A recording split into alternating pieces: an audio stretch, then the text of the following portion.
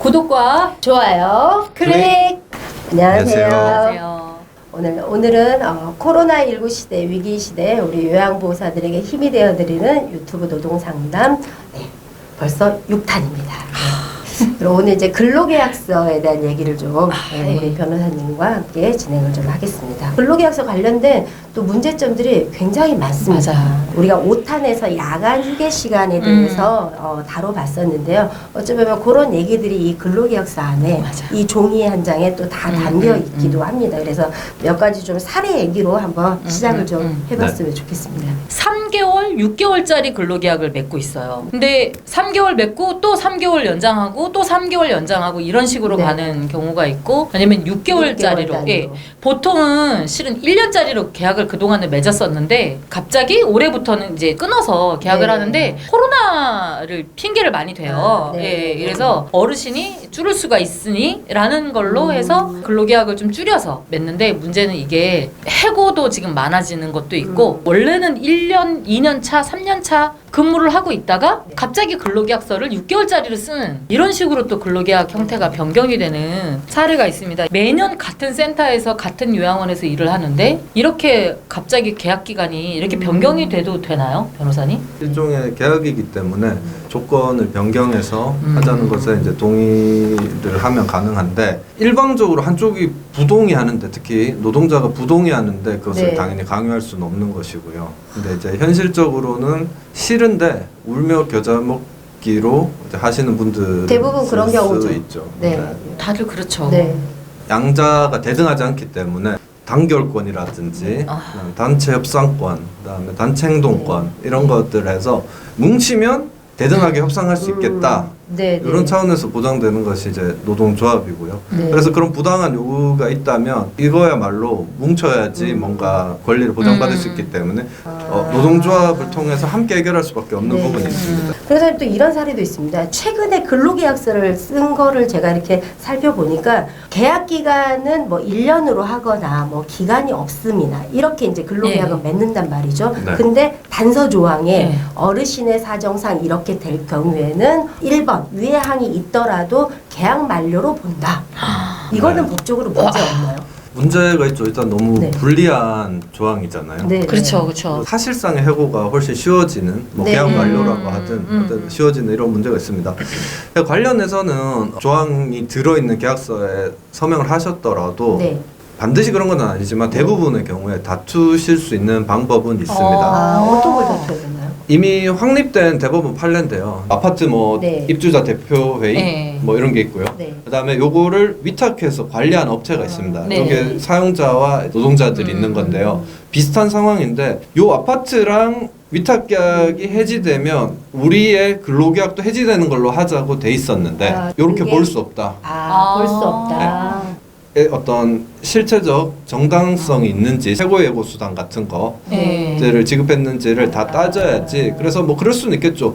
경영상으로 이제 수입이 없어져서 어려워져서 네. 해고를 한다는 사유가 인정될 수는 있더라도 30일분에 해당하는 해고 예고 수당은 줘야 된다 하는 것이고요. 코로나 때문에 제가 방문 요양 네. 선생님들이 어르신들이 예방적 차원으로라도 오지 말아라라고 하면서 네. 고용안정지원금을 받으려고 봤더니 네. 무급휴직 확인 사건이 실은 그렇죠. 문제가 되고 분쟁이 되고 하니까 결론적으로는 지금 이런 방법으로 네. 자동 소멸이라는 표현을 삽입한 거거든요, 근로계약서에. 네, 딱 그겁니다. 정말 화가 나고 네. 시설장들 정말 너무 못됐다, 센터장들이. 이렇게까지 악질로 변해가야 되나라는 네. 생각이 들고 저희가 좀 강하게 대응을 해야 되지 않을까라는 생각이 드네요. 근데 실제로 또 흔한 사례인데요. 요양원이 폐업을 하고 새로 문을 여는 이런 사례인 건데 그 전에 일했던 어떤 나의 근속이라든지 이런 고용이 그대로 승계가 되는 거냐. 이게 굉장히 좀 중요한 문제이거든요. 근데 이제 보통은 요양원에서 그래요. 아이, 걱정 말라고. 그냥 열심히 스님들은 일만 하시면 됩니다. 근데 이렇게 얘기해놓고 막상 근속이나 이런 것들은 전혀 어디 다 없어져 버리고 새롭게 근로계약을 맺어버리는 그런 상황이 오는 게 종종 지금 있는 사례입니다. 포괄 승계라고 하는데 네. 어떤 회사가 어떤 회사로 전부 또는 일부가 네. 이제 영업 양도가 되는 거죠. 갖고 있는 자산, 네. 부채, 외부와의 계약, 채권, 채무, 특히 전체 종업원들의 고용관계가 그대로 승계되는 것이고요. 여기서 문제가 되는 경우는 실질은 이러하면서 사실상 딴 회사처럼 이거 단절을 시키려고 하는 시도가 그런 거죠. 있을 때 이제 문제가 되는 거고요. 퇴직금과 관련해서 우리 대법원은 굉장히 일찍부터 어떤 사용자들의 꼼수를 인정하지 않습니다. 기본적으로. 물론 나눠서 보기는 하는데요. 이제 포괄 승계를 하면서 기존 회사에서 일한 기간은 이 새 회사의 근속 연수에 산입하지 않기로 하는 단서 조항을 넣었어도 이것은 근로자에게 굉장히 불리한 예외 조항을 설정한 것이기 때문에 근로자를 구속하지 아니한다. 단 근로자의 동의가 없는 한 구속하지 아니한다. 이렇게 돼 있습니다. 근데 이 근로자의 동의를 어떻게 볼 것이냐. 자의에 의해서 사직서를 제출하고 퇴직금 정산을 받고 다시 일하는 정도면 이것은 동의가 있는 것으로 보지만 근데 이 정도가 아니라 여러 가지 그냥 절차상 이렇게 처리를 하자. 계약서에 새로 계약을 체결했다고 해서 사용자 의도대로 다 되는 것은 아니다.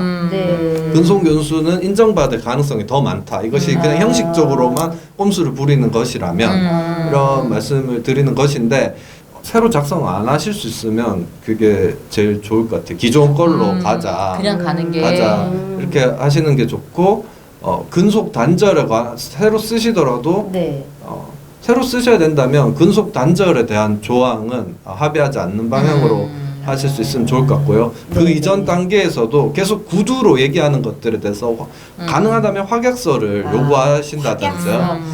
그게 안 된다면 뭐 녹음이라도 요즘 핸드폰이나 이런 것들이 있으니까 그렇게 해두시면 좋을 것 같고 마지막으로 저희 개정안에서는 이 문제를 근본적으로 해결하기 위해서 특히 위장 폐업 문제가 이제 심각하다고 많았죠. 그런데 위장 폐업 후 형식상 재설립하면서 보형 승계 안 하는 경우 폐업 후 1년 내에 같은 장소에서 설립하면 무조건 승계되는 것으로 보는 이런 규정을 신설한 게 있습니다. 이미 그렇게 포괄 승계처럼 해놓고 실제로는 이제 근속이나 이런 게 다 단절된 상태로 다시 계약서를 쓴 현장에 대한 어떤 조치는 뭐 할 수 있는 게 없을까요? 다퉈볼 수 있을 것 같고요. 그런가요? 경우에 따라서는 많은 징표들이 문제가 됩니다. 예를 들어서 사용자가 바뀌는 과정에서 쉬는 기간이 있었는지라든지 아니면 그 자리에서 나는 매일 출근했을 뿐인데 그랬다면 기본적으로 근로가 계속된다고 볼 가능성이 높을 것이고 그런데 매일 퇴근하고 출근하는 건 똑같은데 설령 퇴직금을 정산 받았더라도 그게 사용자가 그냥 계산 이렇게 하자고 해가지고 했다면 뭐 그거랑 퇴직금 받은 부분은 빠지지만 근로연수는 계속 인정되는 것이 맞을 것 같고 법의 개정도 필요하고 사실은 이제 다른 큰 범위에서의 돌봄 직역이라고 할 수 있는 어떤 보육교사라든지 다른 분들의 경력 관리는 조금 더 체계적으로 공공 차원에서 이루어지고 있다고 알고 있는데 약간 그렇게 바뀌어 가야 되지 않을까 이런 생각이 듭니다. 충분히 시스템적으로 가능할 것이기 때문에 그래서 그런 것들을 우리 특별법으로 지금 일단 현장에서 벌어지는 많은 문제들이 장교양법 개정이 못하는 영역은 다 특별법으로 담아 둔 거잖아요. 그죠, 변호사님? 저희가 이렇게 저희 요양보호사 선생님들과 함께 잘 모르고 계시는 것 같아서 이렇게 유튜브로 노동상담과 함께 특별법에 대한 해설을 해드리고 같이 노동조합으로 힘을 모아서 국회 법안을 또 올려야 되고 전 국민들에게도 이걸 알려서 함께 이 공분도 만들어내는 과정이 필요할 것 같습니다. 마지막이라고 해도 될 것 같은데 우리 변호사님 저희 이 문서 쓰는 거 우리 선생님들이 실은 다 사인해놓고 연락이 보통 많이 와요. 맞습니다. 근로계약서 같은 경우는 뭘 어떻게 봐야 될지도 잘 모르거든요. 그래서 저희에게 좀 이렇게 근로계약서라든가 문서 사인할 때 주의해야 될 점 있으시면 좀 알려주시면 감사할 것 같은데요. 모든 근로계약서 작성하시는 분들에게 공통되는 것 같은데요. 세 가지를 잘 체크하셔야 됩니다. 당연히 뭐 아실 것 같은데 뭘까요? 하나씩 말씀해 보시죠. 당연히 임금이 얼마인지 그걸 좀 따져봐야 되지 않을까요? 또 뭐가 있을까요? 제 진행자거든요. 좋습니다, 변호사님. 근무 시간? 네, 맞습니다. 그 명시되어야 될 사항으로 이미 근로기준법에 있기도 하고요. 어쨌든 실무적으로도 임금, 근로시간, 휴가, 휴무. 휴가, 휴무. 특히 두 가지만 말씀드리자면 임금과 시간 부분을 잘 보셔야 됩니다. 임금의 경우에는 구성 항목을 보셔야 되고요. 뭐 기본급, 무슨 수당, 무슨 수당. 네. 그다음에 이 지급 방법이 매월 며칠 혹은 뭐 주로 일로 그리고 계좌로 뭐 현금으로 요 네, 지급 네. 방법도 보셔야 됩니다. 네네. 그다음에 시간과 관련해서 아까 이제 근로 시간을 말씀드렸는데 엄밀하게는 근로 시간과 휴게 시간을 이제 확인하시면 되는 거고 보통 같은 항목이 있으니까 네. 네. 예, 언제부터 언제까지 그다음 요일이 어떻게 되는지 휴게 시간 어떻게 이게 정해져 있는지 그리고 이게 네.